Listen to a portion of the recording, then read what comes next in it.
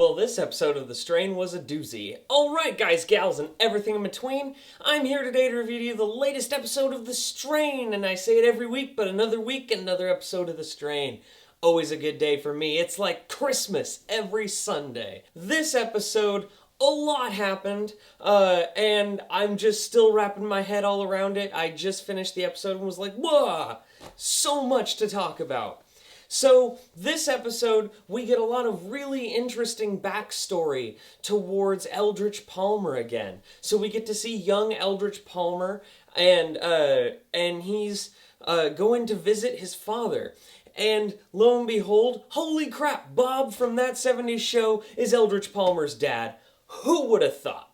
They're talking, and he's like, you know what, you're not even my kid. And I want to know more about that. Like, I want to know why he's not a fan of his own son. Like, I want to know why his dad is a dick. So that's where I'm at on that. But it was really cool. He was trying to hand him a check, and it wasn't working out. So then this episode was very Eldritch Palmer focused. I mean, we had him trying to get the box. We had him in these flashbacks, and then there's a spot that we'll get to. On the police front, Justine Feraldo is really struggling. She can't get enough troops. I mean, the police are like, look, there's colonies where they're trying to just hold out and let this thing blow over, you know, have one at the pub. She's like, no, we gotta stay and fight. And the cops are done. They leave. They walk out on Feraldo. And so they're realizing you're watching this just city crumble to the ground practically overnight after they got royally demolished in the battle for Central Park. It's just loss after loss for humanity. And they're done. They're tired of sacrificing their lives. Feraldo has a team of 7 people. And I really liked seeing that. Feraldo has really not been a strong character in the show, but she has done a really good job in this episode of playing that character that just, there's nothing left. She's in charge and she's just watching her world crumble down. And they find out that in Jersey, there is a point they can pull back to and help continue the fight. Now on to the awkward relationship, Dutch and F. That is still weird to me, but they're continuing to work on these experiments and they're showing chemistry. I'm warming up to them, I should say. I've been really fascinated by their relationship in this last episode as they're going around testing their new device. They were hunting for a feeler. So as they're going through the canals, they're talking, looking around, and the feeler's behind them, and they go and catch them, and they kind of have like a comedic scene. I really liked that because there's a lot of heaviness in this episode, but this scene really gave you, the Dutch and F story really kind of gave you a chance to have a little bit of a lighter hearted moment because they're flirting with each other. They're like, you know, this isn't, with it wrangling them in the net, they're like, you know, this isn't what we see on the Animal Planet. It's like, yeah, well, you don't really see this kind of stuff on there, do you? But I love it. I got a kick out of it. Fett coming over to tell them that, you know, we basically lost New York. We got a day or two. Do you have something? And you can see the chemistry and the tension building between Fett and F some more. Because they are not pals. Eldritch Palmer's flashbacks continue to show throughout his time with his father and that relationship, and you can kind of see where he's coming from of where he became business motivated. His father gave him a check for $10,000 and said, this is all I owe you for basically existing. So go have fun with it. And he turned it around into Stoneheart. And I liked seeing that, where, you know, it made me feel for Eldritch Palmer. Because normally Eldritch Palmer is just a soulless sack of human flesh, and he's not a redeemable character, but now they've made him redeemable. And that's one thing I love about this show, is that they make these characters that you wouldn't normally relate to all the more relatable. That storytelling is really strong, especially in this season. The writing team that they have on this, spot on. Our paths cross between Gus, Silver Angel, Justine Feraldo. They're all moving out in the armored car, and they're driving around. That's all really cool. It feels all Aliens-esque, as I always say this show does. So as they're popping out, they're getting attacked by Strigoi and moving, and Silver Angel's like, no, we have to help them, you know? We need to be good Samaritans. Let's go help him. So they go and start blowing him away, and they're like, the Strigoi can't cross water. I cannot understand why that is even a thing, but okay, fine. They're like, we gotta make it to the water. So it's one of those objective-based, you're being attacked by an onslaught of enemies and you gotta keep moving. And it was great, like having those surprise Strigoi attacks where like they're under the school bus and tagged one of them. And guys, gals, and everything in between, I did not expect to lose a third of the cast in the span of one scene. I just was not ready for that. Walking dog shit killed off 2 characters. Strain was like, well, you know what? Fuck you, Walking Dead. We're gonna go kill off the vast majority of our characters. Because now all of a sudden, boom, that specialist is gone. They're firing guns everywhere. Geraldo's throwing down just she shoots one up close, bam, and you can see it. The blood hits the camera, and you're like, oh shit.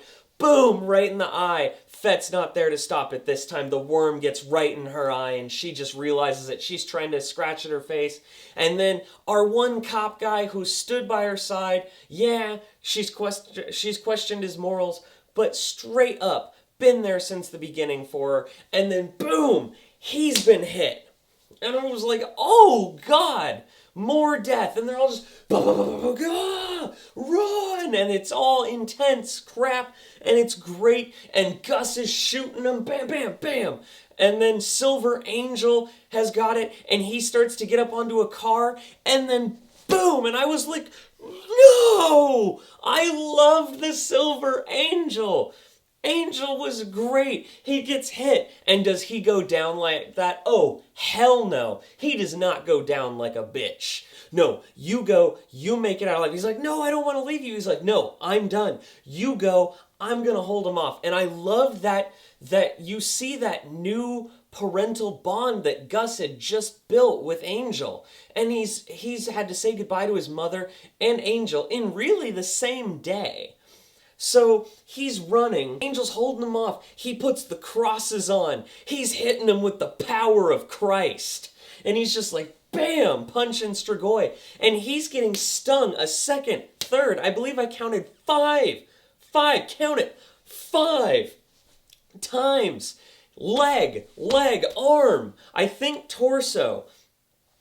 And just like keeps going, and then bam! And then Gus is starting to get away, and Geraldo's sitting there shooting still, holding off as many Strigoi so Gus can get away. The acts of heroism and bonding over this was just so motivating to watch. It was cool, and it was touching because you're seeing all these characters say goodbye. And then Silver Angel, the moment of triumph for this episode, one of them, but one of the standout moments right here is when Silver Angel is standing up there and he holds up his cross and he just looks at Gus, knowing that he's sacrificing himself. He knows that Gus has a bigger purpose in this all. He needs to be a hero. And Angel is just telling him, it's all right, it's okay, I'm content with this. And then the gasoline hits the fire, explosion, Strigoi dead everywhere, Geraldo dead, her bodyguards dead. Silver Angel goes up in flames, and as they do, you see him in his luchador outfit as like a transition of character, and then poof, dead, boom. Like, we just lost the majority of our cast, and I was like, holy crap. It was so good.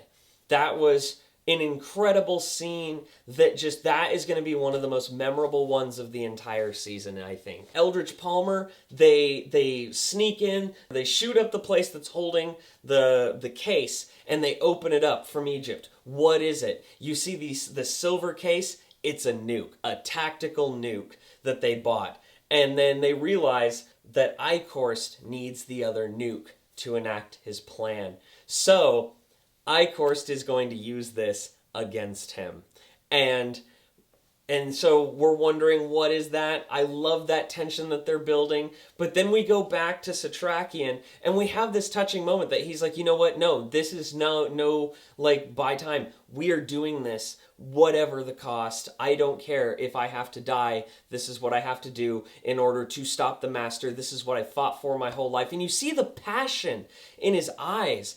And you can see that bond that he had with Eldritch Palmer before, because they both are very passionate and motivated men. But anyways, then folks, we get to that ending scene, which, oh, everyone, if you're talking about a scene that jacks you up for the next episode, the finale, it's Eldritch Palmer. He's sitting in the chair looking all decrepit, and I was like, but he was perfectly fine a little bit ago. And Icorst is just kind of like, where's the other nuke? And they're taunting each other back and forth, and he's like, I've always hated you, but I can just sting you and then let the worms do their work, and then the master would know, and I'd break your neck and it's all over. And just Eldritch Palmer keeps taunting him.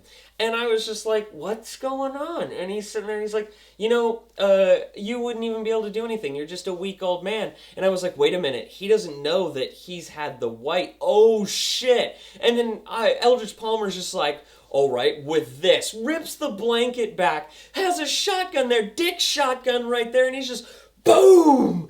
And I was just like, oh, fuck. And then all of a sudden, you just see Icorst go flying back. His security teams come in. Eldritch Palmer just stands up and chunk chunk. And I'm just like, Eldritch Palmer!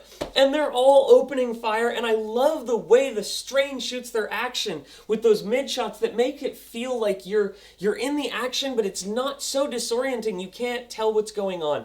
It's that perfect balance, and so the camera's moving over, and you just see Eldritch Palmer kicking ass and taking names, going like, boom, and you just keep seeing Icorst just getting rear-ended epically, and just boom, and seriously, Eldritch Palmer looked so awesome in this scene. It was amazing. And then Icorst just falls down the elevator shaft as they continue to unload on him. And then all of a sudden it's like, we need to seal the building. He's like, no, the master's seen what we've done. We need to speak to Satrakian. And I'm just like, Eldritch Palmer, that was so awesome. Oh my God, that is seriously going to be probably one of the most memorable parts of this season, if not the whole show. The Dick shotgun surprise, which is what got him. Oh, it was amazing. I hope you guys loved it. This made me so excited for next week's episode. I cannot begin to tell you how awesome that is. If it's any sign for how the finale is going to be, it's going to be bananas. So, lot of roller coaster happened in this episode. What did you guys think about it? Don't forget to like and subscribe. Got plenty more videos coming to you. Love you guys.